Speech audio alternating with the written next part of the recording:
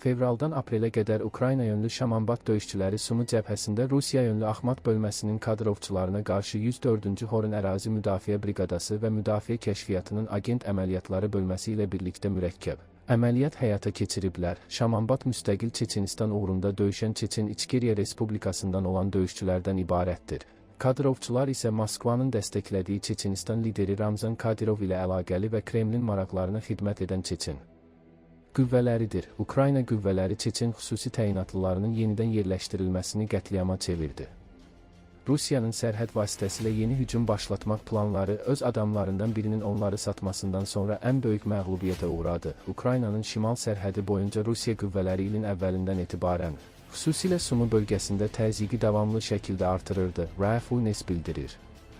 Onların məqsədi sərhəd zonasını mövqələrin tez-tez bir-birindən bir neçə kilometr aralı yerləşdiyi boz zonaya çevirməklə Ukraynanın müdafiəsini daha geniş cəbhə xətti boyunca yaymağa məcbur etmək idi.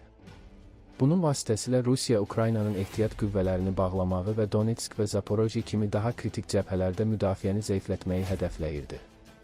Sumu bölgəsinə hətta məhdud sızmalar belə risk daşıyır. Əgər qarşısı alınmasa, bu, regional mərkəzləri və logistika marşrutlarını təhdid edən daha böyük müdaxiləyə çevrilə bilər. Bu əməliyyatlarda əsas rol Rusiya Axmat xüsusi təyinatlı bölmələrinə verilmişdi. Bu Çeçen birləşməsi həm Ukraynalılar, həm də Ruslar tərəfindən tez-tez TikTok əskərləri adlandırılır. Çünki onlar uzun müddətli intensiv döyüşlərdə iştirak etməkdən çox mediaya yönəlik nümayiş xarakterli əməliyyatlarla tanınırlar.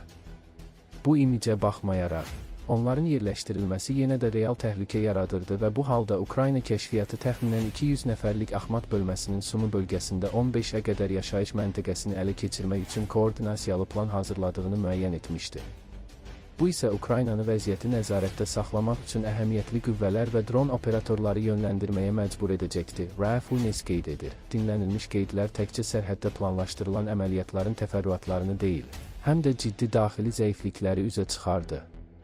Axmat komandiri Abdi Alaudinov açıq şəkildə etiraf edib ki, onların artilleriya heyətlərinin və tank operatorlarının çoxu elementar döyüş hazırlığından məhrumdur. İllərlə davam edən müharibəyə baxmayaraq, o etiraf edib ki, bölmə hələ də real döyüş şəraitinə zəif hazırdır və bu da onların məşhur ləqəbini daha da təsdiqləyir. Lakin ən vacib kəşfiyyat məlumatı Axmat qoşunlarının yenidən yerləşdirilməsi ilə bağlı idi və bu, Ukrayna planlaşdırıcılarına hərəkət marşrutlarını, toplanma məntəqələrini və zəiflikləri dəqiq müəyyən etməyə imkan verdi. Axmat bölməsi hücuma hazırlıq məqsədilə yenidən yerləşdirilməyə başlayan kimi Ukrayna qüvvələri artıq onları gözləyirdi.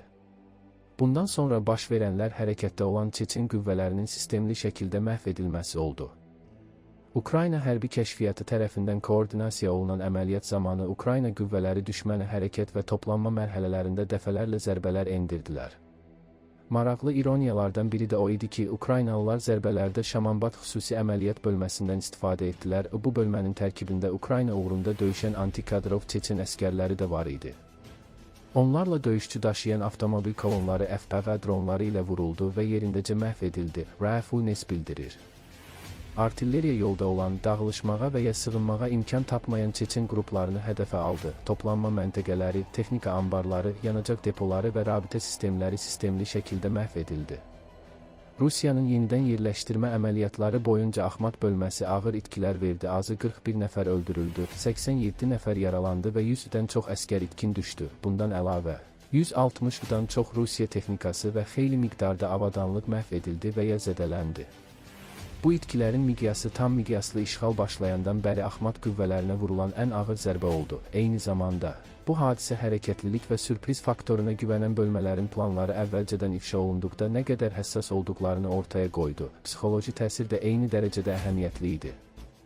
Ukrayna tərəfində döyüşən İçkeriyalı Çeçen döyüşçülər qırğın davam etdiyi müddətdə birbaşa Çeçen əskərlərinə müraciət edərək onları Rusiya uğrunda döyüşməməyə və təslim olmağa çağırırdılar. Onlar əməliyyatın mənasızlığını və verilən ağır itkiləri vurğulayır. Eyni zamanda itkin düşən 100-dən çox Axmat əskərini xatırladırdılar, RFUNES bildirir.